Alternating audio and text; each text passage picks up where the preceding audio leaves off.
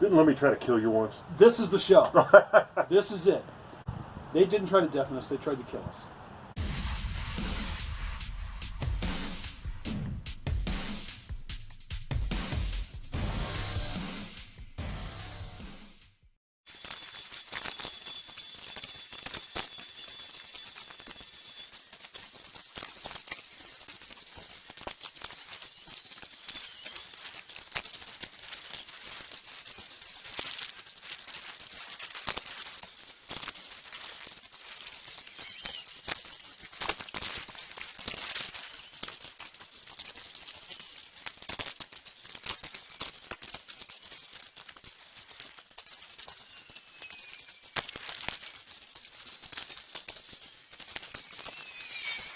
This is the size of the tote we're dealing with here, so.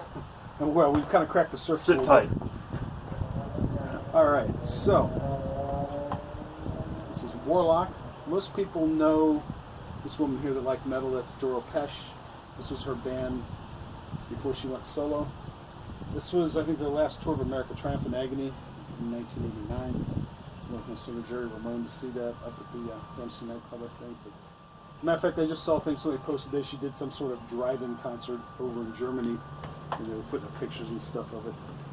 Why haven't I heard of her? I don't know. You probably like her. Alright. Pre-shirt. This would be for Defenders of the Faith. Yeah, it's a small one. Yeah, 1984. And that's what the cover looks like for those who didn't remember. And a little bit more of a close-up of the, whatever they call this thing on the cover. They have a name for it, but I don't remember anymore. Yeah, down here. Tour 1984 and 4. Another pre-shirt. This is another small one. I guess the pre-shirt shrank a lot.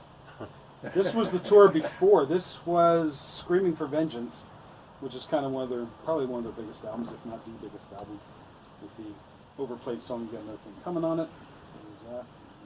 And then we have a lovely sledgehammer on the back. And then down here, World Tour 82-83. Isn't that where Beavis and Butthead got washing the dog, washing the dog? Exactly. Yeah. So yeah, that one, that was another show that Maiden opened up for. Speaking of Maiden. There it is. You're like, what, another shirt of Maiden? Oh no. Yeah, we're just getting going here. Alright, so this one, another jersey, looks pretty good. It's pretty nice. So this is again 1988. Seventh Son of a Seventh Son tour, or as I like to call it, seventh chorus repeat of a seventh chorus repeat. Not one of my favorite records, although this was voted by the fans of Kerrang magazine as their favorite Maiden album. It's not even in my top 10, but there you go. Cool shirt, though. That's a cool shirt. Yeah, we like that one. Okay. And this one, Live After Death. Probably bought this on the Somewhere in Time tour because Live After Death came out before that. But because as anyone who's been to a Maiden show knows, you have choices in a Maiden game. So that's that guy. So yeah, I'm going to say that one was probably 86, 87, somewhere in there. And of course, Yngwie J. Malmsteen. Of course, the J is distinguish him from all the other Yngwie Malmsteens. Yngwie J. Malmsteen. This was the Rape and Pillage Tour, 1985. So we put out an album called Marching Out. We saw Yngwie at the Variety Theater with a band called Talus. Talus was from Buffalo. His bass player extraordinaire Billy Sheehan was their leader. We were pretty excited about this guy because nobody had ever heard anything like this. He was probably the most interesting guitar player to come along since Eddie Van Halen. And so the show started at 7. We got there at like 2. Kind of hung around the place and walked around back, and there was this guy this black guy with a big poofy poodle do, like, started talking to him a little bit. He goes, "Oh, I'm Jeff Scott Soto, by the way," which happened to be Yngwie's vocalist at the time. Jeff actually does a lot of stuff. He's actually working in a band coincidentally with Billy Sheehan called Sons of Apollo now. He also sings for the southern version of the Trans-Siberian Orchestra. This guy needs his own YouTube channel talking about metal. Yeah, I could do that. Maybe that's what we'll do here. This will be my first episode too. All right, Grand Funk. This was a reunion show they did in '82 because in 1981 the heavy metal soundtrack came out and they had a song on there. So they kind of got back together. Grand Funk hadn't been together since probably the mid-'70s. So it was nice to get a chance to go see those guys. So that was pretty sweet. All right, then, listen up. Motorhead. Didn't let me try to kill you once. This is the show. This is it. We saw these guys at the Variety Theater with Lizzie Borden. And it was the loudest thing I've ever heard in my life. They didn't try to deafen us. They tried to kill us. And this was the tour, the Orgasmatron tour. It says, I came. Did you? No, but I went deaf. So again, this is, I think, 86. And it's about maybe 87 by the time they got here, as they usually started in Europe. That kind of thing. All right, back to Germany. Let's see here. Except. Yep, that's the front. It's hard to tell which is which. So again, another one with the sleeves and kind of the loose collar. That's kind of an unusual thing. Balls to the Wall album. This was Accept's very first show in the Cleveland area, and people were going insane. March 27th, 1984. Not that I remember. Okay, but here's the shirt. March 27th, 1984. That was my birthday. Cool. Yeah.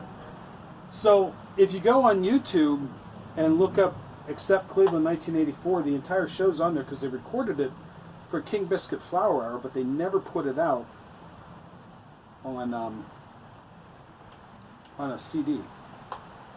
All right, so another bit of ancient history. AC/DC, this is the For Those About to Rock tour, 1981. I do have a Back in Black shirt somewhere, but I think the AC/DC part is completely gone. I don't even know if it's in here. It might be. It might be. As you can see in the back. We salute you. Now this is back in the days where they pretty much from that point on have ended their shows with the song For Those About to Rock. And at that time they had like these little mini cannons on each side they were firing off, and eventually it was just like 3 or 4 full-size cannons came up behind the drums. So that's kind of how they did things now. But Chris finally got to see them, my wife Christina finally got to see them in 2000, I think it was. And I said the cannons started rising up. I said, show's over. She says, how do you know? I said, trust me, the show's over. Cover your ears. Yeah. All right. So this is from the Power Slave album. Probably my favorite album of Bruce. Probably a lot of people's favorite album of Bruce. This is also the same year they did the Live After Death recordings. And you can see little Slavery tour.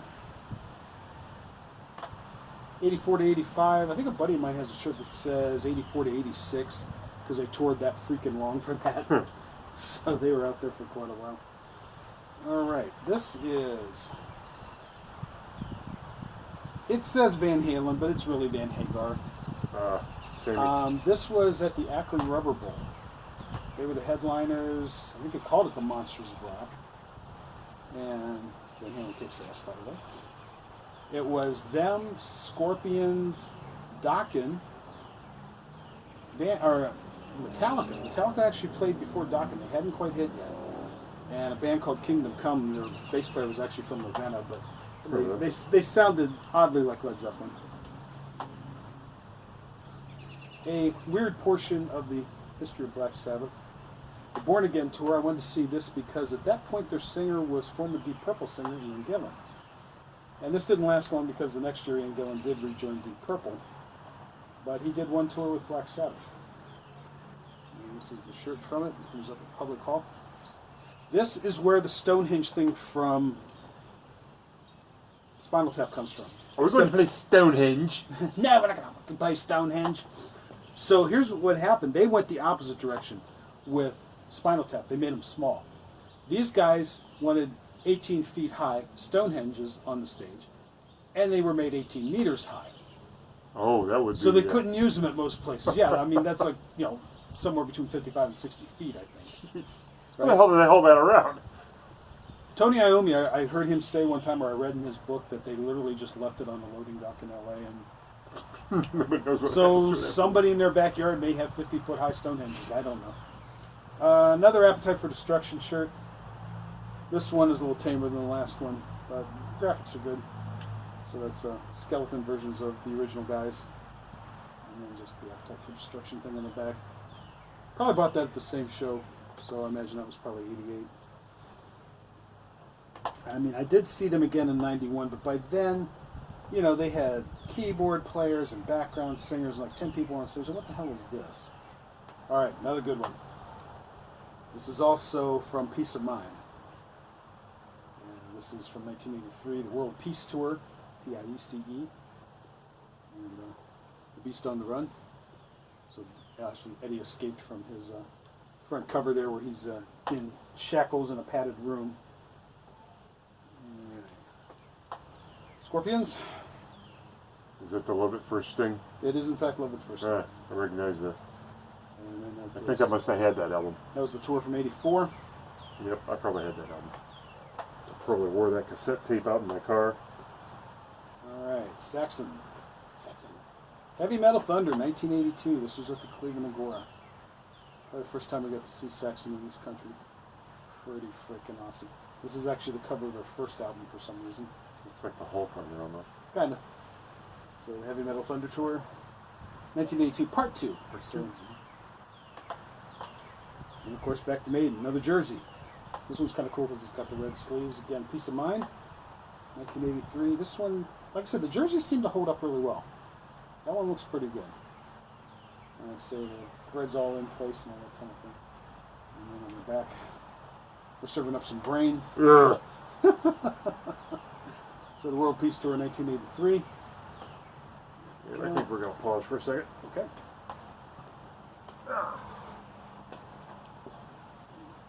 Yeah, that's another 16. All right, next up.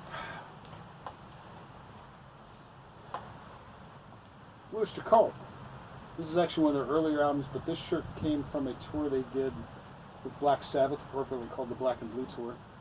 And Black Sabbath was touring for Heaven and Hell. That was their first album with Ronnie James Dio. So, of course, we had to have a DOC shirt too. This is a little change of pace. Franco's Italian Army. Franco Harris from the Pittsburgh Steelers. This sucker goes back to the early 70s when they started winning Super Bowls. Huh. I think my dad bought me that one. So, a non-rock and roll shirt, but there you go. All right, this only means something to the locals. Michael Stanley The Band. Michael Stanley Band, Heartland Tour. Surprised he didn't get bigger. He should He have. was a really good. 80, 81. Well, I mean, if he was as big here, I mean, if he was as big everywhere as he was here, he'd have been like the next Bruce Springsteen. Yeah, if you're not from around here, Google Michael Stanley Band and listen to some of his music. Back in the 80s, it was pretty good stuff. Is he still on NCX? Yeah. As a DJ? Yeah, that's what I thought. All right, this one's pretty plain. This is Journey. This was from the Infinity Tour, 1980. It was the last time I saw Journey, which most people think is funny. No back on that one. All right. Change of pace here. We got Yes. No. This was their big comeback album. 90125. Everyone always wanted to call it 90120. But it was basically named after the catalog number of the record. This is from 1984. They played out at Blossom. And they went a little more mainstream on this. They're always kind of known more as a progressive rock band, but this one was a little more radio friendly, so they got popular there for a bit. All right, Joe Cleon, wherever you are, I know you're going to drool over this. Another jersey. This is Rush from the Moving Pictures Tour 1981, which was the second to the last time I saw Rush, but Rush was always a lot more popular in the Cleveland area than most places. No back to that one, but nice jersey with some red sleeves. They're pretty popular in Canada, too, I think. Yeah, that's where they're from, of course. Let's see, Def Leppard. Ah, recognize that. This is from the Pyromania Tour. At this point, they were still an opening act. They were opening for a guy named Billy Squier. And this is from 1983. They started that tour opening for Billy Squier. They ended the Pyromania Tour headlining the stadium in Miami. I don't remember what it was called at the time. Billy Squier opening for them. Probably. Well, funny story about Michael Stanley. I don't think it was that tour. I think it was the tour before that. He was opening for Eddie Money all around the country. And when they came to Cleveland, Eddie Money opened for him. And around here, we didn't think, oh, Eddie Money's opening the show. That's kind of cool. Not even realize that Eddie Money was just being gracious. Like, yeah, this is your town, bud. All right, Eddie Money was cool. This is a big one here.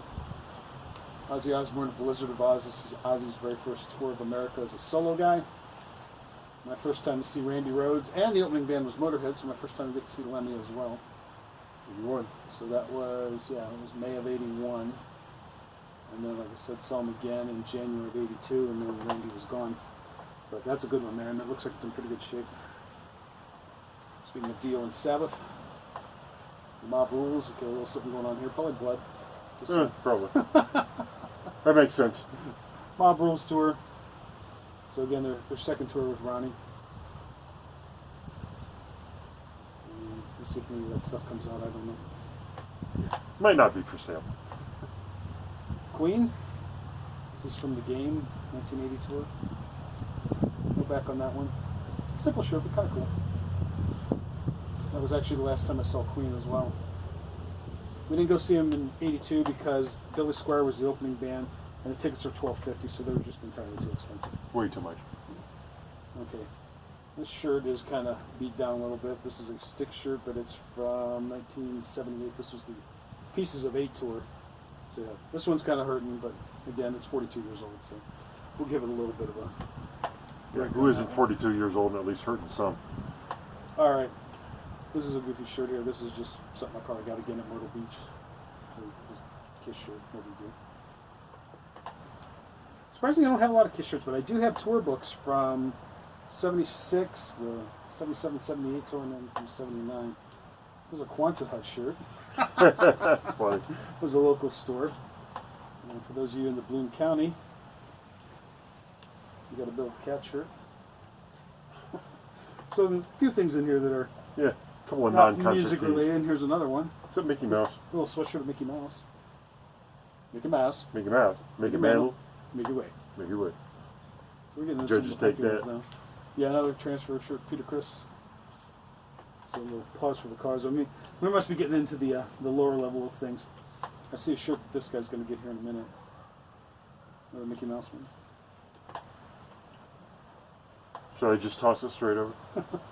And Who's that? that's another like Led Zeppelin Led shirt. Zeppelin. You know, looks like a vacation kind of thing. Probably my folks got me. Rock and roll. I hope he does. Oh, is that Farrah? Oh, Yeah. you got it. When did you get that? Good God, who knows? I mean, look how small it is. That was the famous. That was the poster boy. Yeah. No, you had that in your barn over at the other place. I remember that. Who didn't have that poster? Something like that. Kathy had one of them on. I got her picture of her with that. Okay, so yeah, we're kind of getting into weird stuff Oh, here. we This are. this probably won't take long to get through. Some kind of Beatles shirt, but again, looks like just kind of a transfer kind of thing. Nothing major. Not a concert tee. Yeah. Akron, Ohio, Attitude Capital of the World.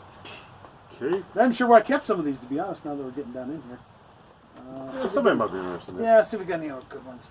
Oh, yeah, here's the Back in Black tour that is YouTube shit. I mean, YouTube shit. Can't even barely You read use that to logo buff the anymore. car? Yeah, pretty much. That's what it looks like, but it was the Back in Black tour. 1980. So, Yeah, that one seemed very good. yeah, it definitely has. What do we got here? Oh, another Michael Stanley shirt. I wore this one a lot. You can see how it's MSB, yeah. basically the letters are like ready to come loose. And I think they just made these homemade here at home. You know? Yeah, they probably did that in Michael's basement. Yeah, probably something like that. Wasn't Okay. his mom the lunch lady at Tallmadge High School Junior or high something? librarian, actually. Yeah, okay. I knew she was something. Okay. Now we're back to the good stuff. East All on the right. Road. This is 1980 tour again. This is the, I think this is the shirt I bought when they opened up for Chris in September of '82. And, they were kind of cool about doing stuff like this. I mean, I actually have a more recent Maiden shirt that says Florida on it. Just from Florida 2017, I think. Now, I don't think I bought this at the Draw the Line tour, but this is Aerosmith's Draw the Line. I mean, it's old, but I don't think it's that old. And the Aerosmith logo on the back. But a pretty cool shirt nonetheless. Is it single stitched? It is single stitched. What does that mean? I guess that means it's old. Oh, okay. Mhm. Alright, another weird Led Zeppelin thing. And another little weird ELO thing. ELO, yep. ELO. ELO. ELO for 3. And this was my cat for many years. Morris. We had a yellow cat named Morris. Interesting enough, she was a female, which I guess is very rare. Was Morris a male? Yeah, Morris was actually a female. Oh, the Morris on the Morris the Cat commercials. Like 1 out of 400 of those cats are female. Oh, So it's not very often. huh. Led Zeppelin, United States of America, 1977. They put out a lot of reproductions of these, but this one's the real deal. Huh. All right, this next one, this is a little iron-on transfer, but there's a funny story behind this one. I was sent home in the 3rd grade for wearing this. Oh, The famous Alice Cooper shirt. tell the Which story. is really just Medusa. Yeah, I just got sent home from 3rd grade for wearing this. Oh no, that's not the one. I was No, thinking you were the thinking frog, about the frog shirt, Yeah. which may be in here. I don't have any idea. Let's see. This is Maxell in the front, but it's actually a Quonset Hut shirt, which is a local record store. Somebody might want this for the Maxell thing. That was a national maybe. ad campaign. All right, you saw the Blue Oyster Cult shirt earlier. This is the shirt that went with it. This is Black Sabbath from the Heaven and Hell tour in 1980. Then their first tour with Ronnie James Dio. You see Ronnie up there at the top. Good looking jersey, but yeah, I bought those 2 shirts that same night. Yeah, we should have got more jerseys. They seem to have done well over the years. Yeah. All right, so the pre-shirt you saw for British Steel. This is the Scorpion shirt, also for Animal Magnetism, which was 1980. The Def Leppard shirt, I think I ended up giving to a friend of mine. Because she really liked Def Leppard. I was going to say, you didn't give it to me. Speaking of Sabbath, this one is V2 shit, as you can see. Is it Van Halen? This was the Van Halen shirt I bought when they opened for Black Sabbath in 1978. Wow. That was a good weekend. Friday night was Sabbath and Van Halen opening, and Saturday night was Thin Lizzy with AC/DC opening. I don't know what the hell this is. The job that ate my brain. No idea.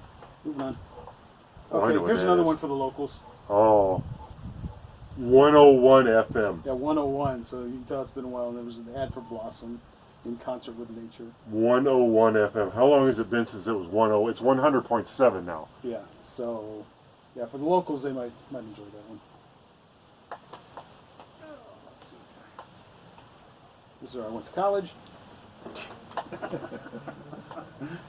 It was only $50,000, no big deal. This was my basketball team when I was a kid. This is a weird Eagle shirt.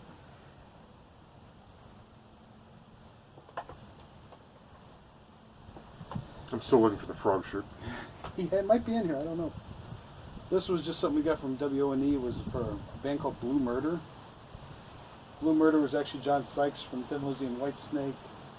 A guy named Tony Franklin played the bass. He played with The Firm, which was Jimmy Page and Paul Rogers. And then Carmen Appice, or Carmen Apice, depending on how you want to say it.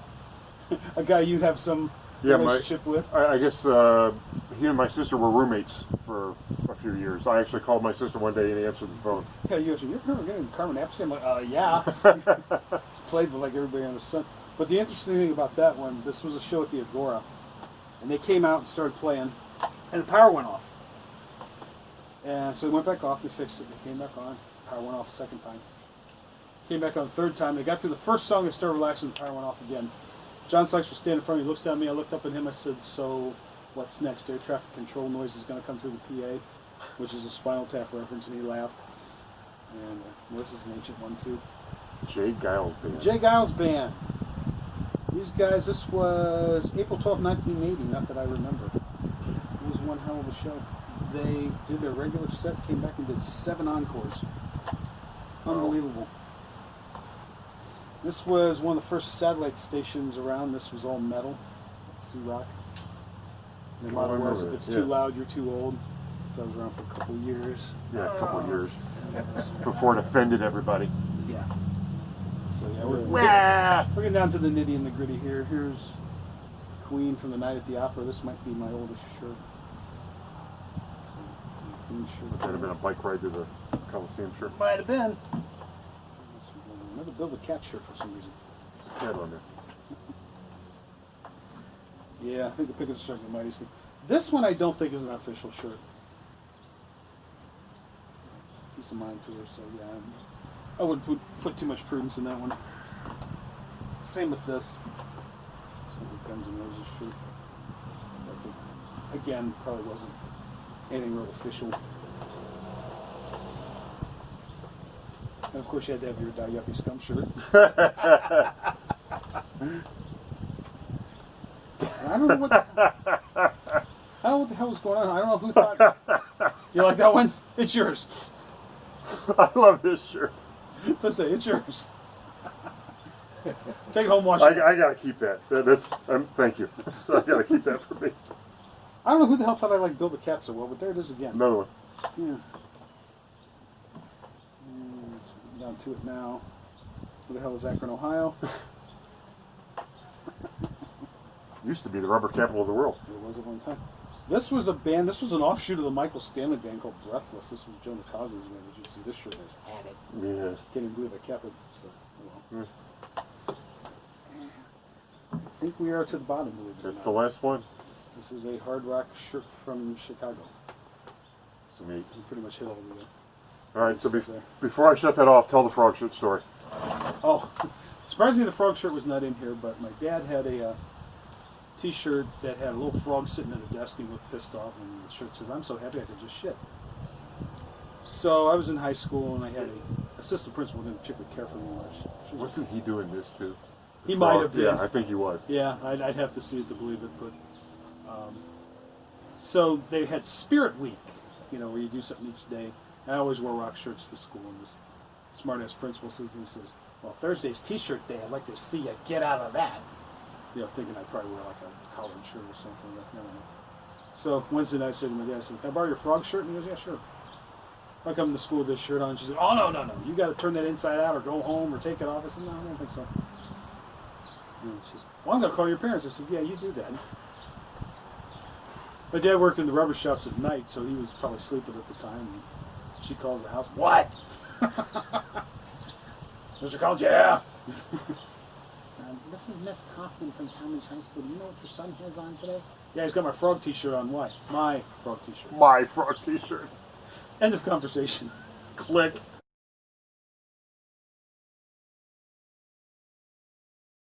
This video will be released around the time these T-shirts will be on eBay. I don't know why this guy's doing it, but he's selling these shirts. So.